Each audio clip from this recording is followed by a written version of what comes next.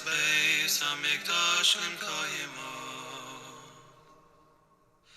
b'meira v'yameinu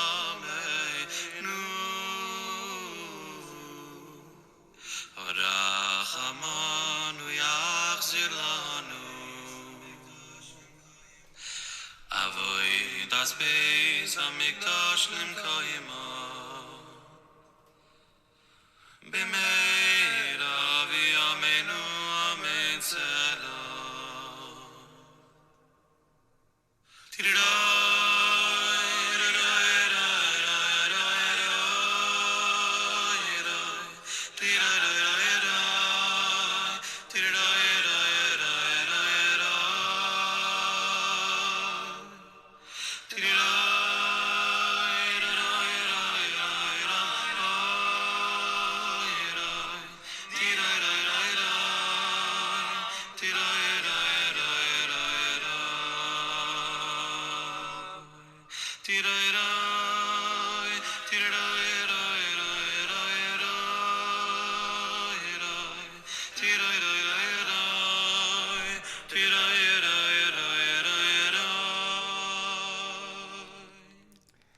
Good evening. How's everybody doing?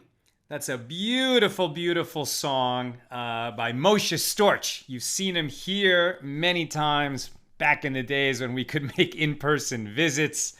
And that's an a cappella song, so that's going to be okay during the 3 weeks, and particularly during the 9 days when we enter them starting next week.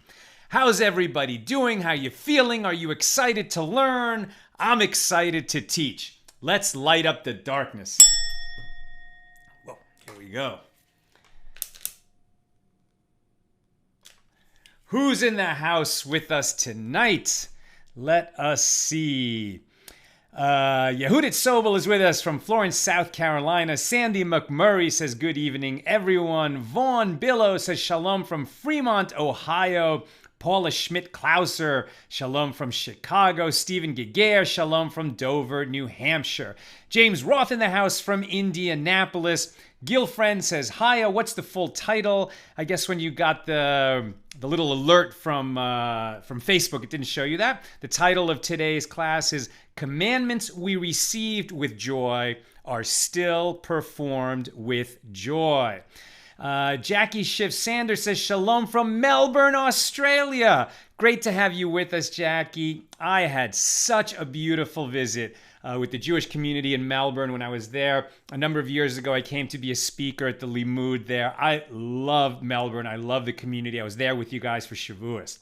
Bill Eldridge says hello from Berkeley. Melissa Eitel-Jurin says good evening from Great Neck, New York. Mark Kaufman is with us from Columbia, Maryland. Donna Smith from Bahama, North Carolina. John Shore from Sedona, Arizona. Sharon Hefner is tagging her friend Yuki. Brina Bloomfeld says Cambridge, Massachusetts. Erev Tov. Hilda Vera from San Antonio, Texas says hi, y'all. Sharon Hefner is with us from California. M. Abdullah is with us from Pakistan. Welcome. It's so great to have you with us. Lucy Ram Johnson is excited to learn in University of Minnesota. Chris Carson from Long Beach, California. Emma Gonzalez from New York, tagging her friend Emma Willem, I think, or yourself.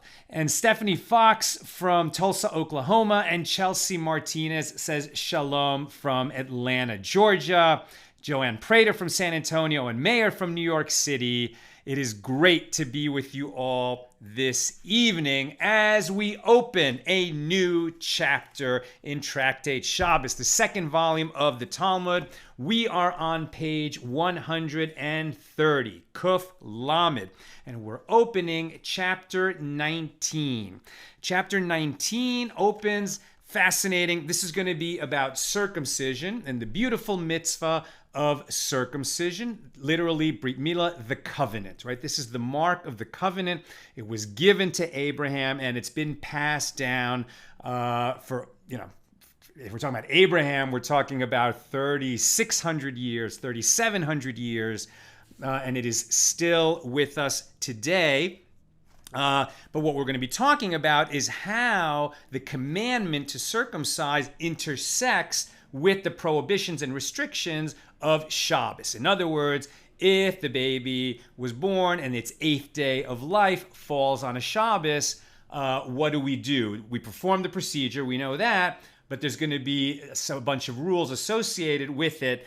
And what we begin with is Rabbi Eliezer's position on this. So the Mishnah says, and I'll read Rabbi Steinsaltz's translation here, an elucidation, as a continuation to the discussion at the end of the previous chapter, which mentioned circumcision in the context of a discussion of the halachas, of the laws of childbirth on Shabbos. The Mishnah now continues by addressing the halachas of circumcision. Rabbi Eliezer says, if he did not bring an implement for circumcising the child on Shabbos Eve, on Erev Shabbos, in other words, the moil, the one who is charged with performing the circumcision, so if he did not bring the scalpel, the knife that's going to be needed for the circumcision, if he didn't bring it on Friday, then what do? The problem is, in a community without an Erev, we cannot carry. We can't carry something more than 4 cubits in the public domain, and we can't bring it in from the public domain to the private domain. So the knife, the scalpel, any other tools should have been brought before Shabbos began. But what if they didn't? What if they forgot? What if something went wrong? So now we have 2 choices. Either we're going to carry that knife on Shabbos, or we're going to have to postpone the circumcision. Which is it? Alternatively, by the way, the baby could be brought to where the knife is, but that doesn't solve the problem, and it's actually going to be an even bigger sort of transgression than carrying the knife. So the 2 choices are carry the knife or postpone the circumcision. Rabbi Eliezer says if he did not bring the implement for circumcising the child before Shabbos, on Erev Shabbos, he brings it on Shabbos. And he brings it uncovered so that it will be clear to all that he is bringing a circumcision scalpel and not some other object. And in times of danger, when decrees of persecution prohibit Jews from circumcising their children, one covers the scalpel in the presence of witnesses who can testify that he transported the scalpel to perform a mitzvah, to fulfill the commandment to circumcise. And furthermore, says Rabbi Eliezer, with regard to this issue, one may even cut down trees and make charcoal and forge an iron implement in order to have the tool so that you can perform the circumcision. If for some reason there was no scalpel in the town on the day that the circumcision was supposed to be performed and it's Shabbos, we cut down a tree, we make charcoal out of the tree, we fire up the blacksmith's forge, and we forge the scalpel. I mean, there's so many violations of Shabbos there, but this is to tell you the extent of the permit that Rabbi Eliezer gives so that we may perform the bris, the circumcision, in its correct time. Now, Rabbi Eliezer's approach was not universally accepted, and a principle was stated by Rabbi Akiva. Any prohibited labor that can be performed on Shabbat Eve does not override Shabbos, including transporting the circumcision scalpel. However, any prohibited labor involved in the mitzvah of circumcision itself that cannot be performed on Shabbat Eve overrides Shabbat. So, the law is not like Rabbi Eliezer. This is a chapter, and the chapter is named after Rabbi Eliezer, and it opens with the minority opinion. It was the minority opinion even then, and over time, it became just completely, nobody holds like Rabbi Eliezer. The law is like Rabbi Akiva. So if the knife was missing, we would have to postpone the circumcision because it was possible. It could have been done. The knife should have been brought before Shabbos began. We had warning. It's not like, we had 8 days to know when that circumcision was going to be held. So it certainly would have been possible to bring the knife on time. We don't need to carry on that day or violate Shabbos in a community that lacks an Erev, meaning in a community where it's not possible to carry without violating Shabbos. So, however, even according to Akiva, if, for example, the circumciser says we need boiled water, I'm just making that up, but if there was something that was needed for the circumcision that would violate Shabbos and it could not have been done before Shabbos, so then we do it on Shabbos. We will desecrate Shabbos in order to perform the circumcision, but we won't do, subsidiary actions to the circumcision which could have been performed before Shabbos began. I imagine there's going to be comments and questions on today's class, and I'm going to get to them, God willing, at the end of class. So definitely put them in the comments, and Nina will feed them to me when I'm done with the primary teaching. Okay, let me get back to my notes. Okay, so the Gemara asks, so the commentary, the Talmud comments on the Mishnah, why does he walk, according to Rabbi Eliezer's position, with the scalpel uncovered, right? So remember that Eliezer says if he didn't bring it on Friday night, so even by Eliezer, better he should have not violated Shabbos by carrying, and he brought it over to the home where the circumcision is going to be done before Shabbos began. But if he didn't, according to Eliezer, we're going to bring the knife. The person's going to bring the knife. But when he brings the knife, he brings it uncovered. So if people see him walking down the street, he's carrying a scalpel. Why is a pious man, a religious Jew, carrying a scalpel on Shabbos in a community where there's no Erev and carrying is not permitted? Obviously, he's going to a circumcision, and everybody can see that just because he's walking down the street with it. Now, he could have put that scalpel in his pocket, or he could have covered it with something else, and we wouldn't know what he was carrying. Why does Eliezer want him to carry it in an uncovered state? So the Gemara asks, there's two possibilities. Is he carrying it uncovered so that people will know it's for a circumcision because there's a great love in our community for the mitzvah, for the commandment of circumcision? Or is it so that people won't come to suspect this man of violating Shabbos? Remember how many times we've seen that, like, for example, if you're going to, move a package that was delivered to your house and it's already on your porch and you want to get it out of the rain or protect it from theft, that package, it can't be opened on Shabbos, it's muktzah, so you can get it in to protect it out of the rain, just get it out of the way because you're afraid that something real harm could come to it, but we won't pick it up. You're just going to kick it. Right? You're just going to kick it in. That's an atypical manner of moving the package to get it out of the rain or out of the way of harm. Likewise, if he's going to kick, I'm sorry, I just confused myself.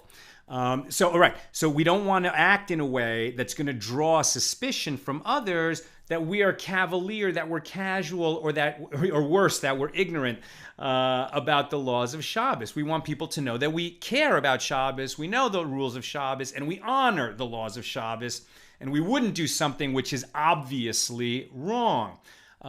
So we don't want this person to be suspected. So is it because we don't want the neighbors to suspect that he's violating Shabbos that he carries that blade uncovered?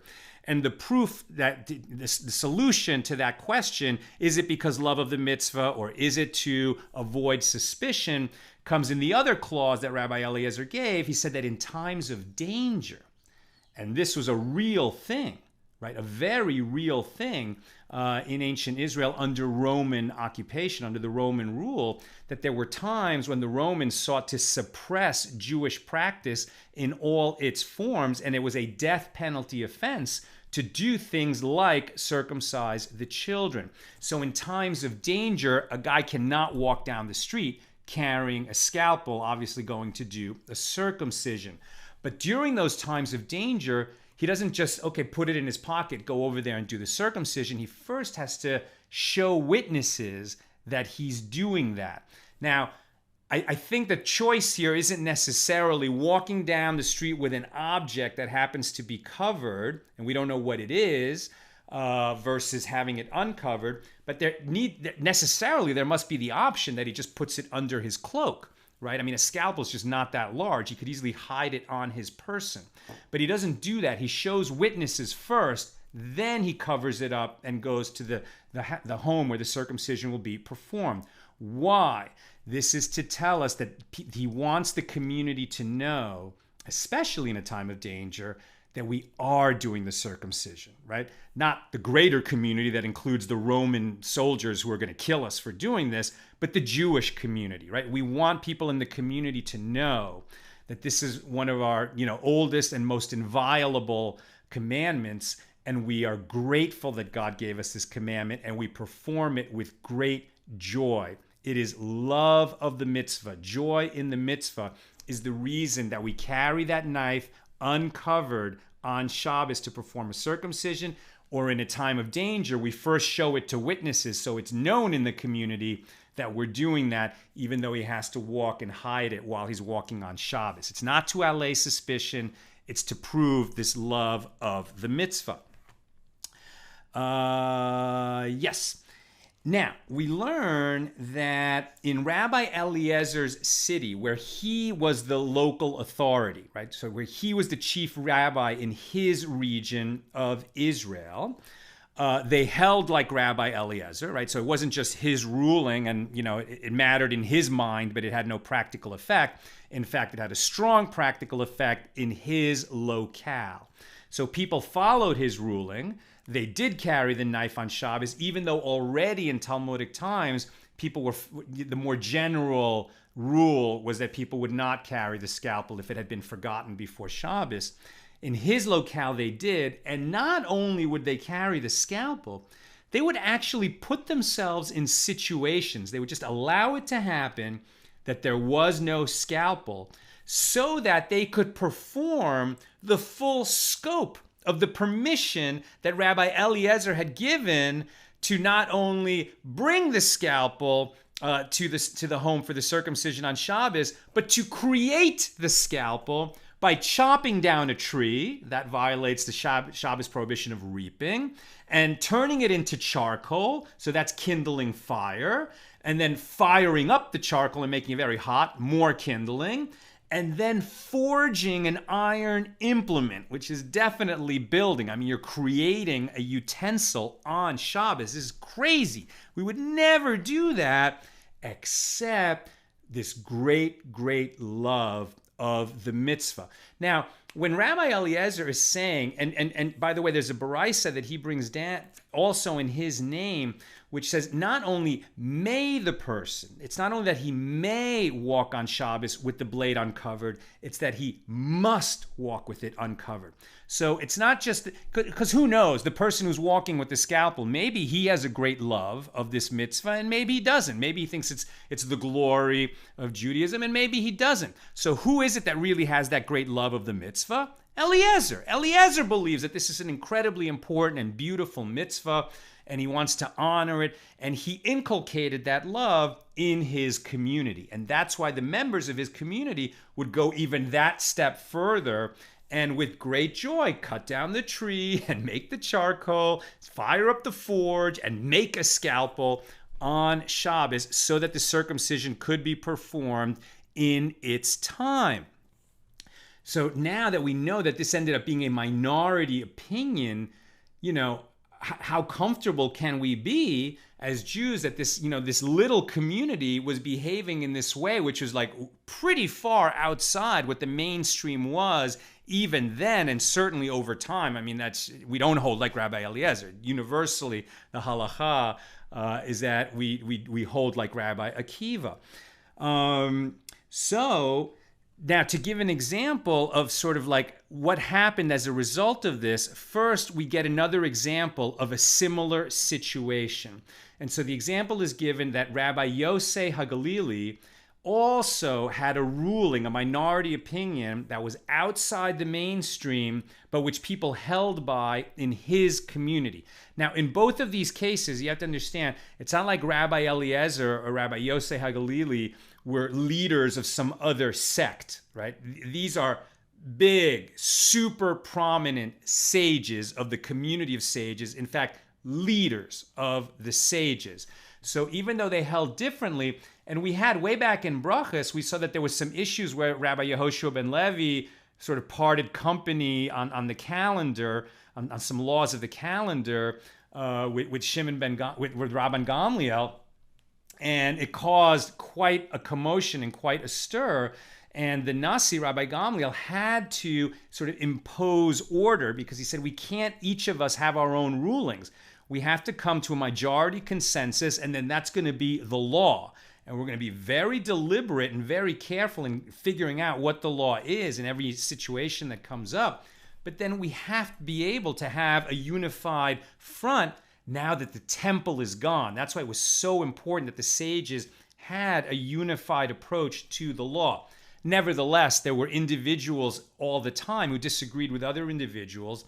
And early on in that process, I mean, Rabbi Eliezer and Yosei HaGelili were Tanaim. This was early. These were rabbis of the Mishnaic period, and there were these disagreements. Now, Yosei HaGelili held that poultry and milk could be eaten together, right? Chicken and milk, like chicken parmesan, a chicken breast sandwich with cheese on it, with butter on the bread.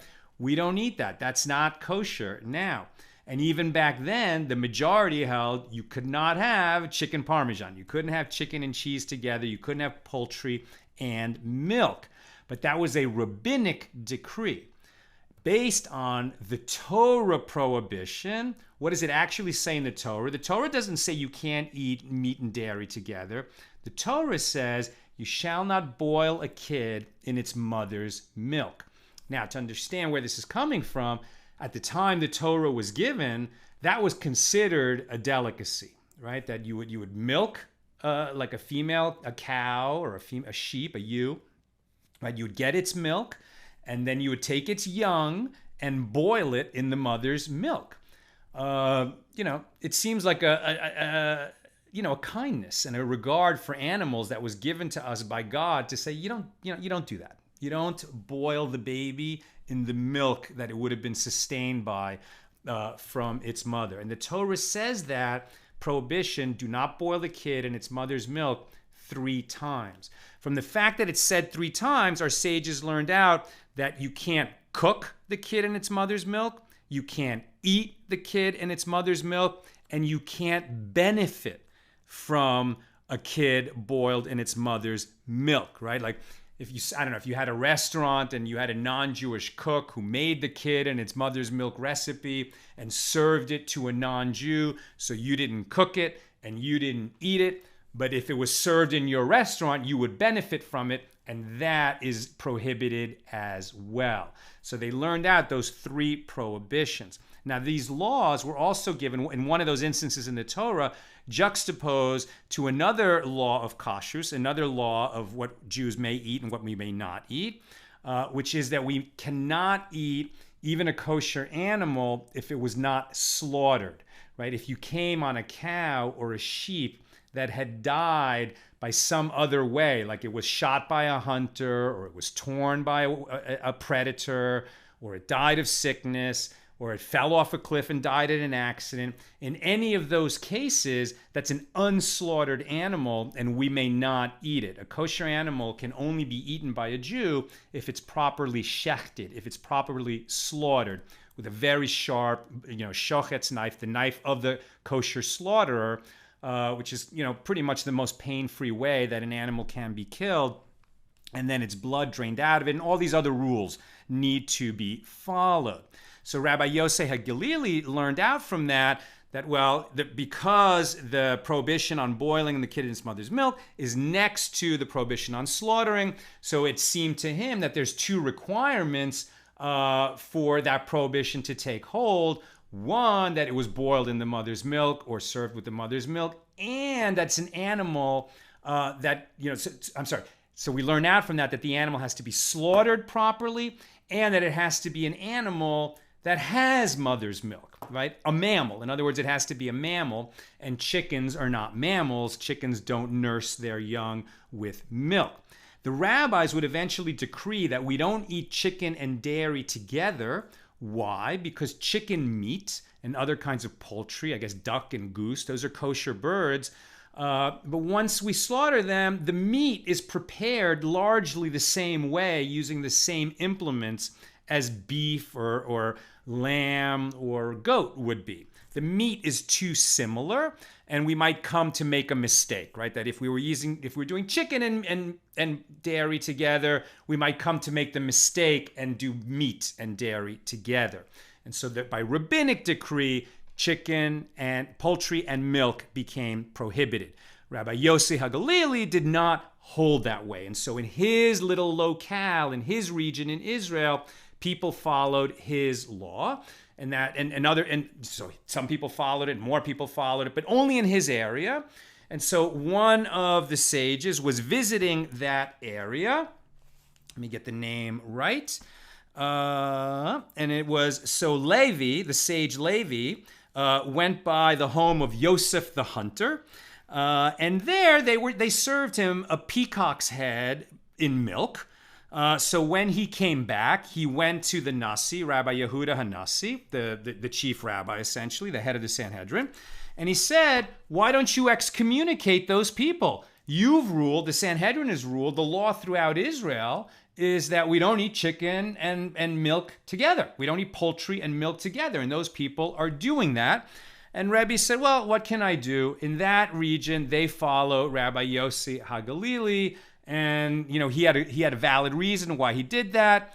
We don't do that in the rest of the time. And I think Rebbe could see that this little pocket of following that particular, take, that perspective on the law was dying out, and it did not last much longer. So even though there was some variance in the law for that locality, it didn't last. And eventually the law became as it is now, even in Talmudic times. And Rabbi Yitzhak mentions that with regard to Rabbi Eliezer's ruling on circumcision on Shabbos, that one may carry the knife on Shabbos. He said that in Rabbi Eliezer's city, not only were there no negative consequences, in other words, it wasn't like, everyone in the city was following that ruling, so you might think that the city was punished and people would die before their time, but no such thing happened. And in fact, when the Roman authorities outlawed circumcision for the Jews to try to, end Judaism, that rule, that decree was not imposed in Eliezer's city. They were able to continue circumcising their children without risk of the death penalty at the hands of the Romans. So it seems like Eliezer was onto something, but it didn't become the halakha, it didn't become the law everywhere else. It's just in that locality, they didn't suffer consequences for it. And then over time, the law became like Akiva and nobody else was doing it. But apropos of this story, that Eliezer, who took so much joy in the mitzvah of circumcision, and understand, it's not that he was taking joy in the physical procedure. He was taking joy in a commandment that was given by God to Abraham, who passed it to his son Isaac, to his son Jacob, to his sons, the 12 tribes of Israel. And even when we were enslaved in Egypt, it's one of the mitzvahs that they kept going. They kept it going. I'm pretty sure that's one of them. I got to double check that. Now I'm doubting myself, because there were three mitzvahs three things that we kept going while we were slaves in Egypt. We didn't change our dress. We didn't change our names. And I thought that and we didn't change our language. So you know what? Maybe in Egypt, we weren't able to keep circumcising the children. I have to do a little bit of research on that. So now I'm thinking we didn't. But here's the point. When we left Egypt, it must be that we weren't able to do the circumcisions in Egypt, because we're going to learn right here that when the mitzvah of circumcision was given to the children of Israel as they left Egypt, and we were at Mount Sinai and received the Torah, when they were given this command, they received it with great joy. They rejoiced in it. I guess they knew about circumcision. Maybe they were prevented from practicing it when they were enslaved. And now that it was going to be renewed for them, they received it in great joy. And the teaching is Rabbi Yitzhak. Is it Rabbi Yitzhak who says it? Let me just make sure I got it right.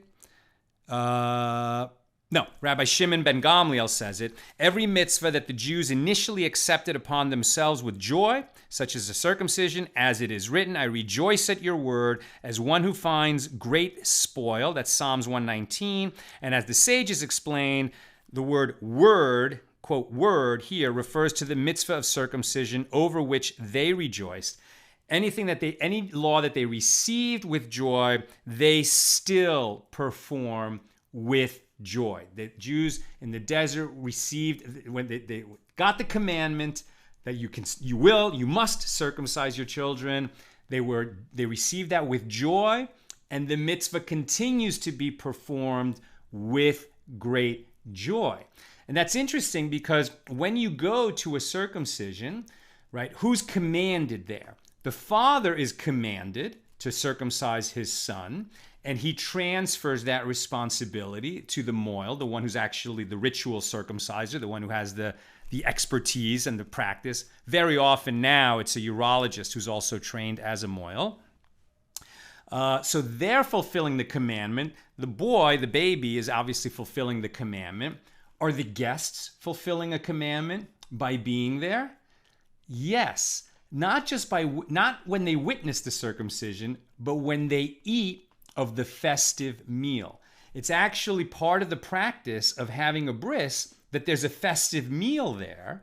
And when you eat of the food and make a l'chaim and have a drink and have some tasty food at the bris, now you're fulfilling this obligation that we learn out from this page, that the bris was received in joy and it's still performed with joy. And with joy means having that food. And usually it means meat. There is no simcha without basar. There's no joy without meat.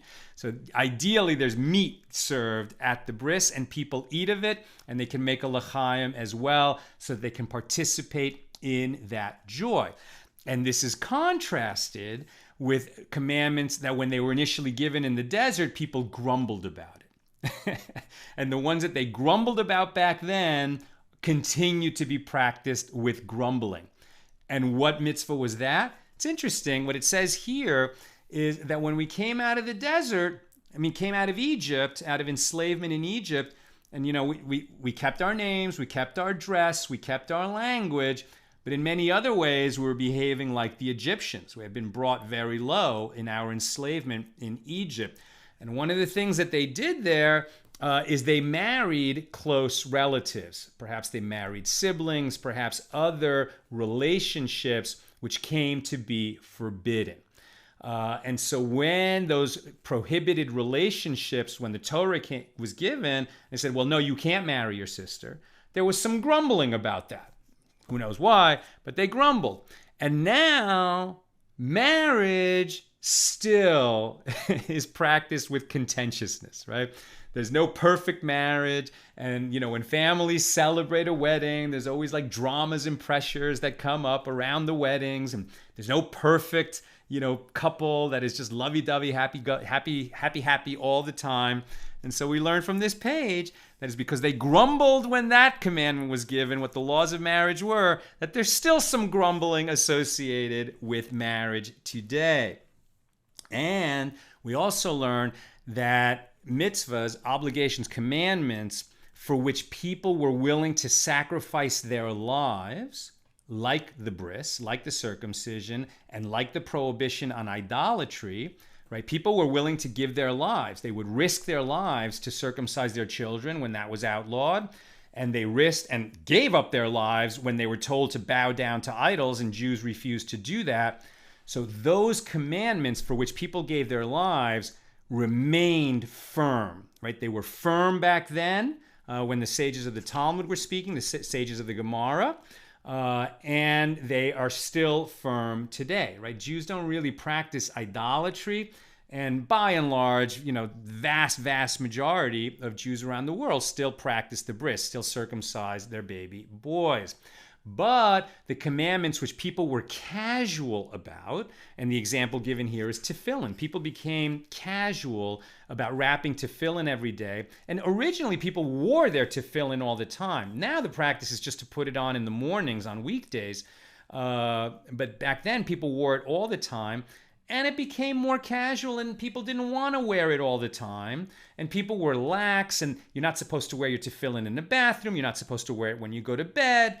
But you are supposed to wear it every day. And people became a little bit too casual with those rules. And the mitzvah, the commandment to wrap tefillin, became much less firm in the Jewish community. And we still see that today. I mean, Orthodox men wrap tefillin every day. But Orthodox men are the minority of the Jewish community, and not everyone is wrapping tefillin. It's really a minority of Jewish men who are doing that in the world even today. And it makes sense that something people would give up their lives for would remain firmly embedded in the Jewish community and in the Jewish consciousness. And there's a story to illustrate that. Let's see. So, right, in any mitzvah for which the Jews did not sacrifice their lives at the time of the decrees of the wicked empire, that's how the sages refer to Rome, the wicked empire, such as phylactery, such as tefillin, are still casually observed. So they're speaking, right, in the time of the Gemara, let's say even late in that period, around the year 500, let's say 500, and they're saying that already the mitzvah of tefillin had become quite weakened compared to how it was in Second Temple and Mishnaic times. And so about that, it says the Gemara cites proof that the mitzvah of tefillin was not fulfilled properly at the time of the decrees, based upon an incident related to the following law. As Rabbi Yanai said, donning tefillin requires a clean body like that of Elisha, man of wings. What is included in the requirement to have a clean body? Abaye says that one may not pass wind while wearing tefillin, and Rava said that one may not sleep in them. The Gemara asks, and why did they call him Elisha, man of wings?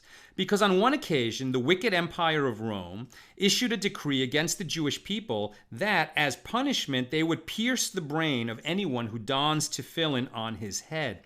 Nevertheless, Elisha would don them and defiantly go out into the marketplace. Now, this story is brought to show us that Elisha went out into the marketplace with the tefillin on his head, but everyone else didn't. He was so unusual. People weren't willing to risk their lives.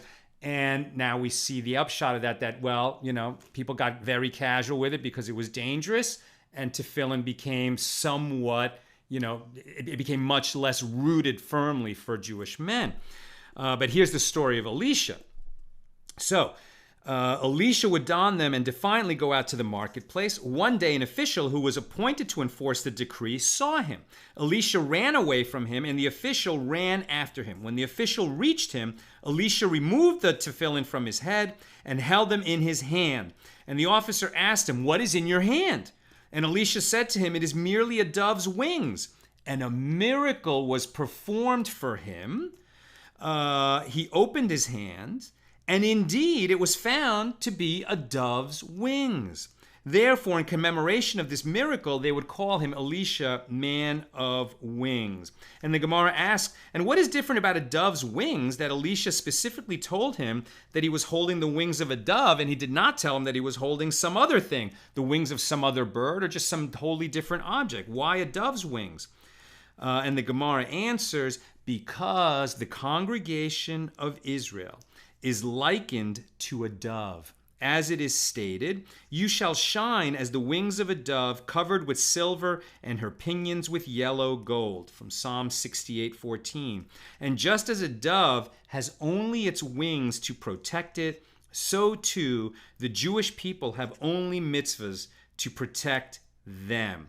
Apparently, Elisha, man of wings, was vigilant in fulfilling the mitzvah of tefillin in the face of the decree, whereas the rest of the people were not. Why are we like a dove? Because a dove it's so delicate, right? And to stand up against other predators, the only defense it has is to fly, its wings. It doesn't have a strong beak. It doesn't have strong talons. It can't fight. It only has its wings to protect it. Now, I would disagree that the Jewish people have only our mitzvahs. We should be able to defend ourselves, and we have to take action to defend ourselves when dangerous times come upon us. We must defend ourselves. We can't just lie there waiting. Having said that, we are still a very small people in a very large world. And while it may be true that Jews can arm themselves and take security very seriously and have very good relationships with local authorities, etc., and do everything that we can do that's in our power to protect ourselves, if we neglect Jewish observance, then we are giving up our most powerful protection. That is true. There's no guarantee. You don't need to tell me that there were many religious Jews who were doing, hundreds and hundreds and millions of mitzvahs, and still they were killed in the Holocaust. That is true. I don't deny it. But I also say, because our sages teach, that mitzvahs are a blessing. They're not just a gift that we give God. They're a blessing to us, and they do stand in for us, and they do help us, and they do protect us. And if we would do more mitzvahs, we'd be better off. It's no kind of one-to-one relationship. We know that righteous people suffer in this world. We know that wicked people prosper in this world. And we don't understand how justice works in this world. But we do know that God has commanded us to do those mitzvahs. And therefore, we need to do them to the best of our ability. Okay, let me take comments and questions. Wait a minute. Here we go. John Shore. I performed the bris on my son. John Shore is an MD. I don't think you're the kind of MD. You're not a urologist, right? But you were comfortable enough that you were able to do the procedure yourself, and that is beautiful. That's ideal. Most guys do not have the ability to perform the circumcision themselves. Ishmael Abraham says, is that like takiya? I think he's talking about the hiding. So I'm not familiar with the term takiya, but Nina's telling me that it seems to mean hiding religious practice at times of danger. Yes, absolutely. Look, I mean, if somebody tells us to bow down to an idol or we're going to kill you, the Jew should really accept death. He's certainly permitted to accept death rather than bow down to an idol. Some would say he's obligated. Some say he's just permitted. But we definitely don't commit murder. Somebody says, I'm going to kill you unless you kill that person. You have to accept being killed. Somebody says, I'm going to kill you unless you go rape that woman. We have to accept being killed. And most will say we have to accept being killed rather than bow down to an idol. But there's definitely going to be nuances to that. Anything else? Yeah. I mean, if somebody says, take off that tefillin or I'm going to kill you, you take off the tefillin and you hide practices in times of danger because, as we've seen over and over and over again, life is the highest value. We desecrate Shabbos to save a life. We'll do almost anything to save a life. And so if we have to take our observance underground in times of danger, then we certainly do that.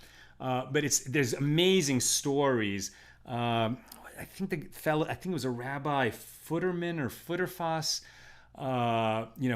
who was a refusenik in the old Soviet Union. I think he was in Siberia for 20 years, but he just always found a way, some version of mitzvahs that he could do with, he had nothing, he had no ability.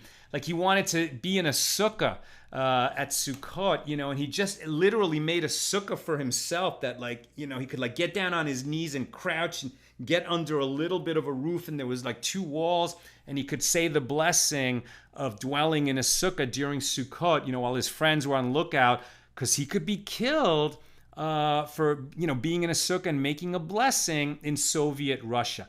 It has never, ever been easier to be a Jew than it is in the year 2020 in America. Nobody is preventing us from observing and fulfilling the commandments that we're obliged to commit.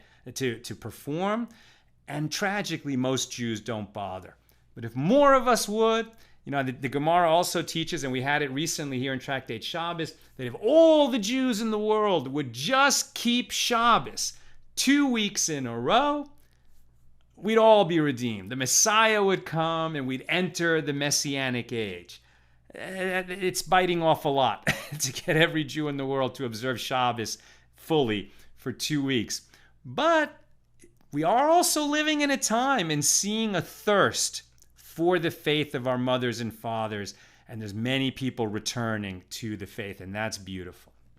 Vaughn Billow, wasn't the Torah prohibition of eating a kid boiled in its mother's milk also related to a Canaanite fertility ritual, and thus why God gave the command to prohibiting boiling the kid in its mother's milk? I hadn't heard that. It makes sense. For sure, we were told that the practices of the people, the Canaanites and the 6 other nations that were there, that were displaced when Joshua and the children of Israel entered Israel, God said very clearly, the practices of those people you will not do. They worship trees, you're going to chop down the trees that they worship. They erect idols, you're going to smash the idols that they worship. God does not like it when any people, and particularly the children of Israel that he just redeemed from slavery in Egypt, that they would go and bow down to some other god. And so certainly any practices associated with idolatry had to be rooted out entirely. Sharon Fran Brooks says, I thought the idea that poultry was meat was from the Torah when the people complained about not having meat and God gave them quail and it was called meat by both God and Moses. It's funny, that was not mentioned here in this Gemara and what I read along with it, but that makes a lot of sense to me. I mean, certainly we can see that the quail meat, that was sent when they said we don't have meat, and God sent, like a month worth of quail that flew in after Moses said, you're telling me to give them meat. How could it, I have 2 million people here. We can't slaughter enough cows to feed all of them, and you tell me I'm going to feed all of them? And it's interesting because Moses was ultimately punished for hitting the rock, striking the rock to bring water out of it rather than talking to it. But when he said to God, how are we going to feed all these people meat? You're telling me to give them meat. We don't have that many cows. That was much more chutzpahdik of a thing for Moses to say to God. But the difference is when he said that to God, it was in a private conversation. And when he struck the rock, it was public. But nevertheless, your point is a good one, that there was an association made between poultry, quail, and meat. At any rate, it's a rabbinic prohibition that has the full force of a Torah prohibition that we do not eat poultry and milk together. Brandon Sullivan, during the wandering in Egypt, circumcision was not practiced in either.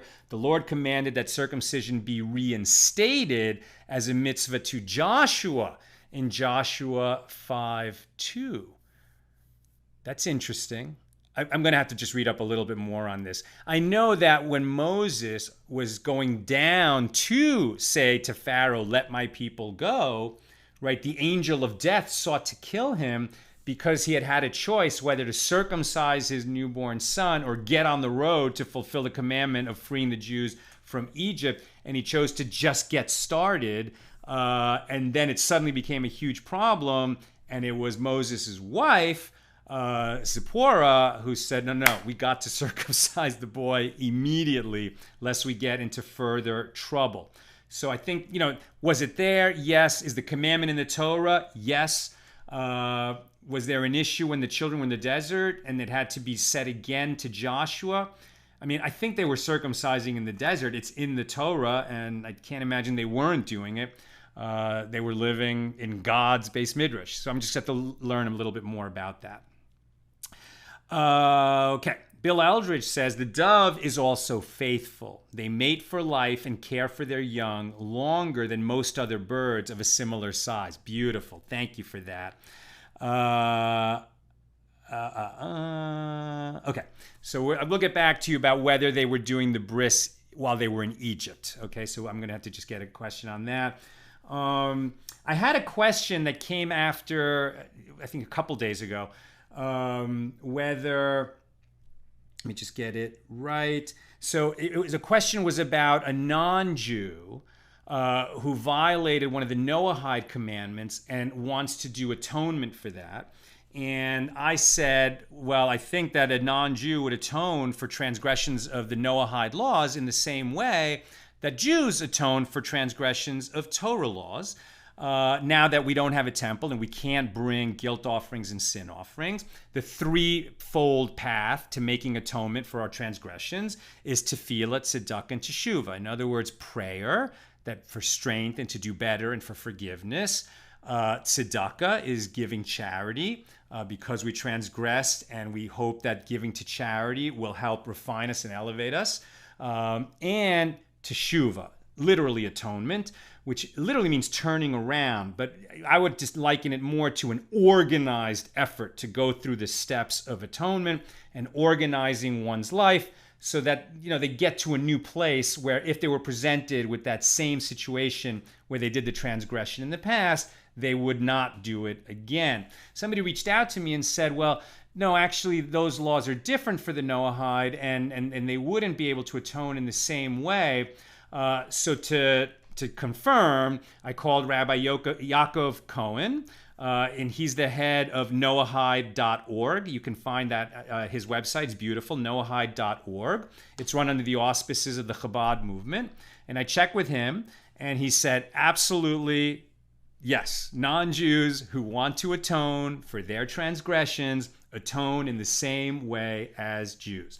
They pray, they give to charity, and they organize themselves so that, you know, take the steps that it's going to need to take to change your core self, right? So that you won't commit that transgression again. Just saying, I'm not going to do it again won't work, right? That's why we need a more organized process than that includes praying for help, appealing to a higher authority, you know, whatever you need to do, therapy, talking to somebody, you know, having a partner in this, you know, writing notes about it every day, like whatever you need to do so that you really will refine yourself to the point where you would not commit that transgression again.